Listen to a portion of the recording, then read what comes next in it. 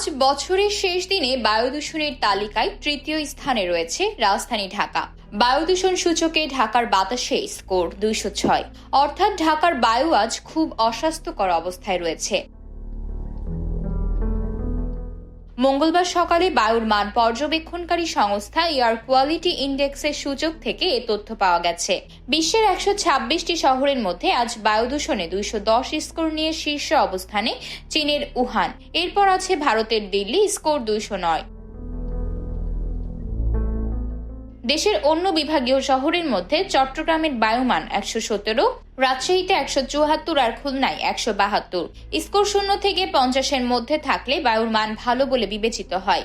51 থেকে 100 হলে মাঝারি বা সহনীয় ধরা হয় বায়ুর মান। সংবেদনশীল গোষ্ঠীর জন্য অস্বাস্থ্যকর হিসেবে বিবেচিত হয় 101 থেকে 150 স্কোর। 151 থেকে 200 পর্যন্ত অস্বাস্থ্যকর হিসেবে বিবেচিত হয়।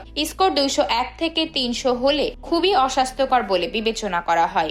এছাড়া 301-এর বেশি হলে তা দুর্যোগপূর্ণ বলে বিবেচিত হয়।